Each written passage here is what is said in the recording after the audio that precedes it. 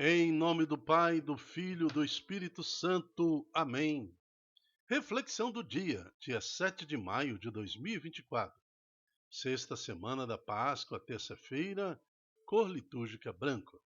Reflexão do dia é um programa diário que estuda a palavra que compõe a liturgia. Então, nós não temos a intenção de fazer uma liturgia diária, fica presa às regras litúrgicas. É um estudo de reflexão sobre as palavras que estão mencionadas na liturgia do dia. Então, é um estudo bíblico sobre as palavras e também os momentos, santo do dia, o salmo, que compõem a liturgia diária. Vamos começar pelo santo do dia, que é o Beato Francisco Peleari, um amigo simples e caridoso do céu. Agora, a santidade de Santo Beato Francisco Peleari é algo impressionante, porque ele não foi santo por ter sido mártir, por ter morrido de forma heróica, assim como muitos outros, sangue de mártires, nos trouxeram a fé até os dias de hoje, mas pela sua simplicidade. Nós estamos falando do século XIX, Itália. A vida de Francisco Peleari não foi feita de episódios sensacionais, mas de acontecimentos de encantadora simplicidade e doçura. Então ele era pequeno em estatura, mas esbelto em constituição. Ele participava constantemente, praticava as virtudes, que o Senhor se manifesta em nós com caridade, com amor, evangelizando, com paciência, com a doçura de São Francisco de Sales, a pobreza, a humildade de São Francisco de Assis, o espírito missionário de São Francisco Xavier, que ele saía em busca de corações aflitos. O Beato Francisco Peleari tem muito a nos ensinar como ser igreja acolhedora, a igreja que prepara, promove, a igreja que inclui. Então, por isso, rogamos a Deus, pedindo pelo nome de Jesus, que a intercessão de Beato Francisco Peleari pela igreja por cada um de nós seja agora ouvida. Amém. Minha família é santa. Primeira leitura de hoje está em Atos dos Apóstolos, capítulo 16, no 22 a 34. Naqueles dias, a multidão dos filipenses levantou-se contra Paulo e Silas. Então, a princípio, os filipenses gostam da palavra, eles acolhem a palavra, mas de repente a multidão, motivada pela liderança política e religiosa, começa a se revoltar contra Paulo e Silas. E os magistrados, depois de lhe rasgarem as vestes, mandaram açoitar os dois com varas. Então nós estamos aí tendo um fechamento dos ouvidos e do coração da própria religião. Os magistrados, eles não querem ouvir e induzem o povo à violência contra os apóstolos. Depois de açoitá-los bastante, lançaram-no na prisão, ordenando ao carcereiro que os guardasse com toda a segurança. Ao receber essa ordem da política, das autoridades, o carcereiro levou-os para o fundo da prisão e prendeu os pés deles num tronco. À meia-noite, Paulo e Silas estavam rezando e cantando hinos a Deus, então glorificando a Deus. Os outros prisioneiros os escutavam.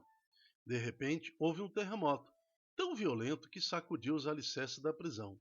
Todas as portas abriram e as correntes de todos se soltaram. O louvor, ele quebra correntes que nos prende. Ao louvar a Deus por aquela condição, as correntes de Paulo e Silas se quebram, não só deles, mas também daqueles prisioneiros que estavam ali ouvindo e participando do louvor que Paulo e Silas estavam fazendo. O carcereiro acordou e viu as portas da prisão abertas. Pensando que os prisioneiros estivessem fugindo, puxou a espada e estava para suicidar-se, porque ele pensa, é melhor eu morrer do que deixar de cumprir a ordem das autoridades, eles vão me matar do mesmo jeito. Mas Paulo gritou em alta voz e forte, não te faças mal algum, nós todos estamos aqui. Esse versículo, o versículo 27 e 28, ele é muito importante, porque às vezes no nosso desespero, achamos que não tem saída para nós, né? Ah, melhor eu tirar minha vida. Mas a igreja te fala agora, não te faças mal algum. Nós estamos aqui, a sua igreja católica, apostólica está aqui, a sua igreja, a igreja de Cristo está aqui, a sua igreja, através do serviço das pastorais, movimentos e serviço da igreja, serviços eclesiais, a sua igreja está aqui, a sua igreja te abençoa, a sua igreja quer orar, quer interceder por você. Foi isso que Paulo e Silas falou para aquele carcereiro. Não te faça mal, a tua igreja está aqui, nós estamos aqui, né? Então, o carcereiro pediu tochas, correu para dentro e, tremendo, caiu aos pés de Paulo e Silas. Conduzindo-os para fora, perguntou: Senhor, que devo fazer para ser salvo? Porque ele acabara de testemunhar a graça, né? Paulo e Silas responderam: Crê no Senhor Jesus e sereis salvo, tu e toda a tua família. Então, papai, mamãe, crê no Senhor Jesus, pois serás salvo tu e tua família. Filho, filha, crê no Senhor Jesus e será salvo seu pai, sua mãe, seus irmãos. Crê no Senhor Jesus e toda a sua família há de ser libertada. Na mesma hora da noite, o carcereiro levou-os consigo para lavar as feridas causadas pelos açoites e imediatamente foi batizado junto com todos os seus familiares. Certamente tinha criança na família desse carcereiro que também foram batizados. Foi batizado ele, a esposa, os filhos. Quem estava na família foi batizado. Então, aqui também é um texto que fala que o batismo não vê idade, né? Vê a condição. Todos nós, pelo desejo dos pais, podemos levar Cristo para nossos filhos, mesmo que eles sejam bebês. Depois fez Paulo e Silas subirem até sua casa, preparou-lhes um jantar e alegrou-se com todos os seus familiares por ter acreditado em Deus.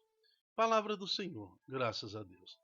A primeira leitura não fala do que aconteceu com o carcereiro, mas certamente ele foi perseguido, certamente ele foi também açoitado, perseguido por ser um cristão em Filipenses. Mas nós sabemos que depois valeu a pena. A comunidade de Filipenses é citada, inclusive no Apocalipse, como um exemplo a ser seguido na fé, né? Então, que nós possamos também, aprendendo agora com esse carcereiro, a glorificar e bendizer ao Senhor, assim como fez o santo de hoje, né? Que São Beato Francisco Peleari, que com sua simplicidade, né? Uma pessoa muito simples, mas soube, como carcereiro, testemunhar Jesus em sua vida e converter almas. O responsório de hoje é o Salmo 137, que no responsório fala: Ó Senhor, me estendeis o vosso braço e me ajudais. Só um coração humilde, um pensamento humilde, é capaz de glorificar o Senhor pedindo isso. Ó Senhor, me estendeis o vosso braço e me ajudais. Ajuda, Senhor, esta família a se recompor no amor. Ajuda este homem, esta mulher que contraíram o sacramento do matrimônio e hoje estão tão afastados um do outro. Ajuda, Senhor, na recomposição desse casamento. Ó Senhor, me estendeis o vosso braço e me ajudais. Ajuda este filho, esta filha, a sair dos vícios das drogas, do vício da prostituição, dos vícios dos prazeres mundanos e alcançar a vossa graça, Senhor. Ó Senhor, estendeis o vosso braço e me ajudais. Ajuda essa pessoa que está no leito da cama, doente, Senhor, no leito do hospital, recompõe, Senhor, a sua saúde física e espiritual, para que eles possam te louvar mesmo na dor. Ó Senhor, me estendeis o vosso braço e me ajudai. Amém. Evangelho está em João, capítulo 16, de 7 a 13. O Senhor esteja conosco, Ele está no meio de nós. Proclamação do Evangelho de Jesus Cristo segundo João. Glória a vós, Senhor. Naquele tempo, disse Jesus a seus discípulos: Agora parto para aquele que me enviou, e nenhum de vós me pergunta: Para onde vais? Ali naquele momento há um silêncio dos apóstolos e dos discípulos, porque eles estão temerosos, eles estão com medo. Jesus já tem dado várias mensagens dizendo que ele vai se ausentar, vai morrer, e que eles ficariam sozinhos sem Jesus. Então eles estão apavorados. Quando Jesus fala, eu tenho que partir, e não me pergunta para onde vais, é porque os apóstolos estão em extremo pavor. Mas porque vos disse isto, a tristeza encheu o vosso coração. No entanto, eu vos digo a verdade. É bom para vós que eu parta, ou seja, que eu morra.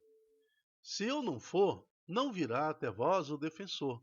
Mas se eu for, ou seja, se eu me entregar em sacrifício, se eu morrer e morte de cruz, descer à mansão dos mortos e ressuscitar, eu mandarei o Espírito Santo, o defensor, até vós.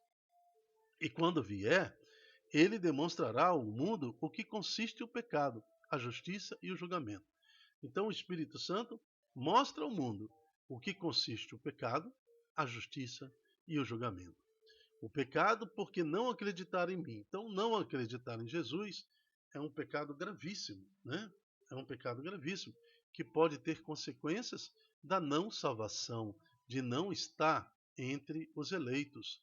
Acreditar, acima de tudo, é que nos coloca na condição da fé, né? Acreditar vem de uma razão lógica, de uma razão científica. Eu acredito que meu celular está aqui na mesa porque eu estou vendo. Aqui, está aqui. Eu não preciso ter fé que o meu celular está do lado da mesa, né? Então acreditar é nas evidências, nas escrituras, procurar entender os mistérios daquilo que todas as nações, desde de Eva e Adão e seus descendentes, e os profetas anunciaram que Jesus estaria no nosso meio, que o Deus se encarnaria, né? Todas as profecias se cumpriram. Então acreditar é buscar conteúdo científico, né? Razão, lógica, para acreditar no Senhor Jesus. Aí sim, depois ter a fé no nosso Senhor, a fé que Jesus é o próprio Deus que se fez homem, a fé na nossa ressurreição, a fé nas Escrituras, a fé na sua igreja, a fé na salvação. Então é isso que ele está falando. E quando vier, demonstrará ao mundo que consiste o pecado, né? A justiça e o julgamento. O pecado por não acreditar em mim, tá vendo? Não acreditar, não é por não ter fé em mim, por não acreditar, né? Porque é impossível você ter fé sem acreditar, né? Você tem que pelo menos ter uma razão lógica. Não confundimos aqui crendice com fé, né? As crendices, não, é uma fé baseada em fatos que me convence da existência de Deus. A justiça, agora ele fala, porque eu vou para o Pai, de modo que não mais me verás. Então, a justiça se completa quando Jesus vai para o Pai, E isso nós falamos no credo, né? Desceu à mansão dos mortos, ressuscitou ao terceiro dia, subiu aos céus, onde há de vir a julgar os vivos e os mortos. Então, a justiça acontece quando Jesus volta aos céus. Aí depois ele volta em graça, em glória, para julgar os vivos e os mortos, né? De modo que não mais me vereis. O julgamento, porque o chefe desse mundo já está condenado. O julgamento, se Jesus está falando que o chefe desse mundo, que nos leva aos prazeres, que é tudo aquilo que contraria os mandamentos, tudo aquilo que se manifesta em pecado público, tudo aquilo que contraria o ordenamento do Senhor, né, sobre nós, cada um de nós, tudo aquilo que o Senhor manifestou nas Escrituras, na santa tradição, no santo magistério. Então, tudo aquilo que contraria isso é, é, já está condenado, né? O julgamento é esse, porque o chefe deste mundo já está condenado. E quem segue o chefe deste mundo será condenado junto com ele. A porta do inferno é larga, a porta do céu é estreita. Ou você segue com a multidão para os infernos, ou então para agora, isso chama-se conversão, né? Você está no sentido da porta larga indo para o inferno, de repente você para e se converte, você volta no caminho contrário e vai buscar a porta estreita, que tem a exata dimensão da cruz de Cristo. É isso que nos fala o Evangelho em João, capítulo 16, de 7 a 13. Que a santa palavra do Senhor possa nos dar agora uma decisão, que nossos joelhos se curvem em humildade e que possamos pedir a Deus que mande sobre nós o vosso Espírito e que o salmo de hoje se faça presente em nossa vida. Ó Senhor, me estendei o vosso braço e me ajudais. Eu me chamo Dilton Góes.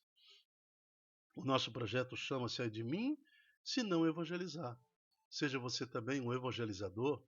Multiplique em suas redes sociais esta palavra, esta oração, para que mais corações possam agora tomar a decisão, dar meia volta, virar, convertendo-se no Senhor, sair desta caminhada que leva à perdição e voltar-se para o nosso Senhor Jesus Cristo.